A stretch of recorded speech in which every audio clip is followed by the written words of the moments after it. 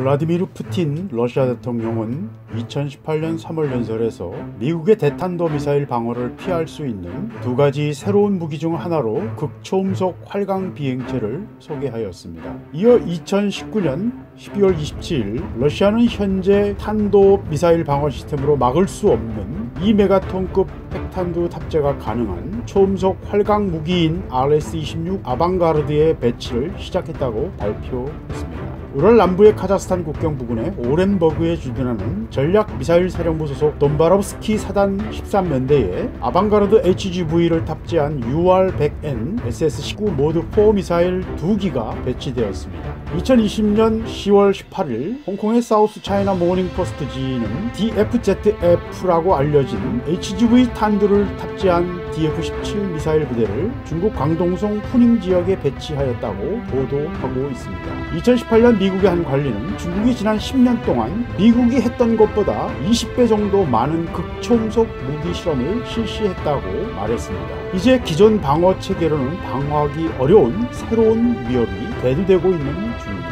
위협이 되는 이유, 탄도미사일은 고정된 포물선 궤도로 비행하기에 초기 방향과 속도를 알면 어디를 겨냥하고 있는지 알 수 있습니다. 최대 고도가 높아서 원거리에서도 탐지가 가능합니다. ICBM들은 1000km 이상의 최대 고도를 가집니다. 이 고도라면 현재 탄도탄 감시 레이더들은 4000km 거리에서 탐지하여 조기 경보를 합니다. 그래서 요격할 수 있는 대응 시간 확보가 가능합니다. 예를 들면 미국의 페이브4 레이더나 러시아 보로네시 레이더는 약 3200km 거리에서 ICBM을 추적할 수 있어서 약 14분 전에 위험한 지역에 대한 경고가 가능하여 요격할 가능성이 높아집니다. 괌에 배치된 TPY-2 BMDR은 2000km의 탐지 거리로 괌을 향해 발사한 DF-26 탄도미사일을 탄착 10여 분 전에 탐지하고 추적하여 타드 포대에 요격하도록 할 수 있습니다. 그러나 HGV라면 지구 공면으로 인해 지평선 아래 감춰진 채 비행하는 HGV 탄두를 600km 내외의 거리에서 탐지할 것으로 추정됩니다. 이것은 탄착 3분 전 정도로 타드가 제대로 요격을 실행하기 어려운 시간입니다. 즉 요격이 어렵다는 말입니다. 이 표는 이전의 지상 또는 수상 감시 레이더망에 어느 정도 거리에서 극초음속 순항 미사일이 잡히는지 보여주는 표입니다. 극초음속 순항 미사일의 경우 20 내지 30km 고도를 마하 5 내지 8로 비행하게 됩니다. 이 경우에 300 내지 400km 정도 거리에서 탐지가 됩니다.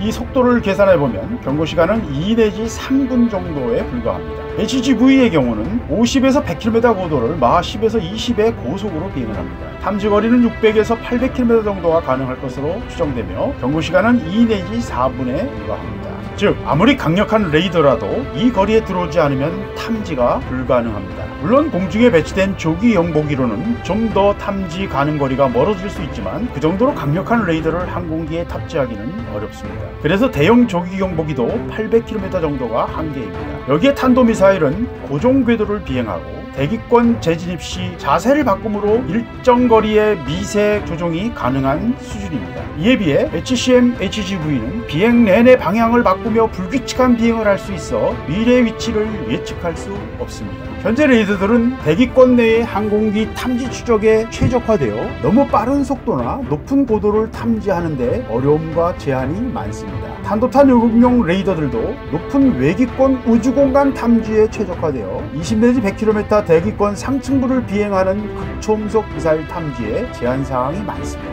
여기에 우주에서 대기권으로 진입하는 경우 공기층과의 마찰열로 입자들이 플라즈마화하여 진입하는 우주선과 통신이 끊어집니다. HGV의 경우 고속으로 활강 비행을 하면서 역시 공기가 가열되어 플라즈마화하기 때문에 레이더 전파를 흡수하거나 산란시켜 탐지나 통신에 어려움이 생기게 됩니다. 이 표는 두 종류의 극초음속 미사일을 그 특징을 소개하고 있습니다. 극초음속 활강체 HGV와 극초음속 순항미사일 HCM입니다. HCM은 마하 5 이상의 속도로 비행하는 순항미사일로 일정 속도까지 부스터로 가속한 후 스크램제트 엔진으로 비행하는 비행체입니다. 보통 20 내지 30km 내외의 고도를 비행하며 최적의 고도는 속도에 비례하여 높아집니다.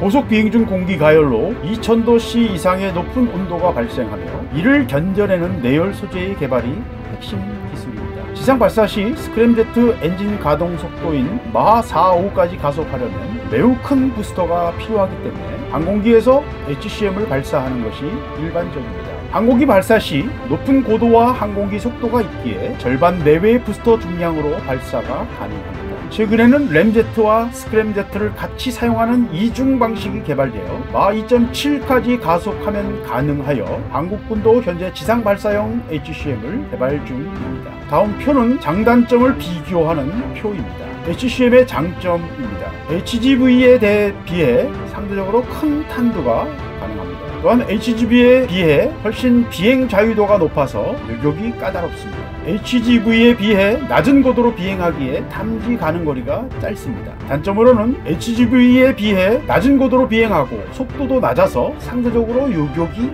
용이합니다. 또한 HGV에 비해 공기 밀도가 높은 고도를 비행하기에 유체 역학적 변수가 많고 아직 미지의 영역이 많습니다. 초고온의 환경에서 스크램제트 엔진을 일정 시간 가동하기 위해서는 많은 연구와 시험이 필요합니다. 마하 8로 1000km 비행 시 7분 정도 소요되는데 현재 마하 5, 6 정도로 1분 미만 가동이 현 수준입니다. 엔진 구동시간, 연료 등의 한계로 사정거리가 제한됩니다. 대체로 500에서 1000km 내의 사정거리를 가집니다.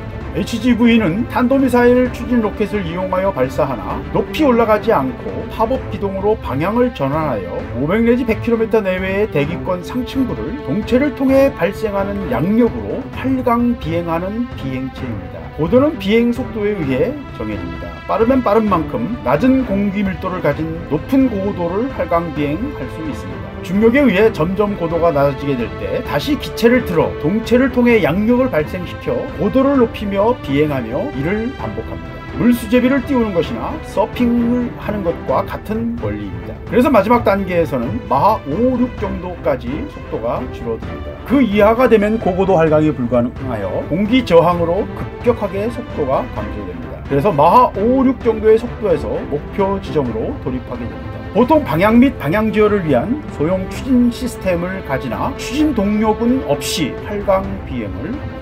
HGV의 장점으로는 HCM에 비해 더 높은 고도를 더 높은 속도로 비행하기 때문에 요격이 어렵습니다. 우주 개발 및 탄도탄 개발을 통해 대기권 재진입 기술이 충분하게 연구되었고 활강 비행체이기 때문에 엔진이 없어 HCM에 비해 상대적으로 난이도가 낮습니다. 기존의 탄도탄 부스터를 사용하고 공통의 활강체를 적용할 경우 매우 빠른 속도로 개발을 가능합니다.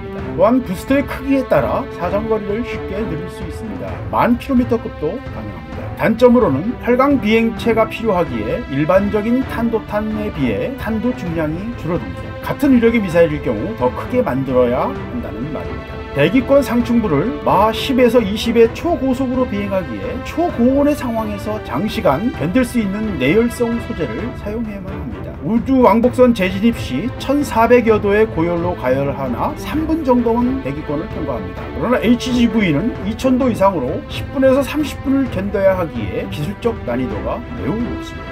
즉 20에서 80km의 고도를 비행하는 극초음속 미사일은 기습 공격의 최적의 무기입니다. 상당한 수준의 위성 감시를 하더라도 발사 자체를 확인할 뿐 최종 목표가 어디인지 알 수 없습니다.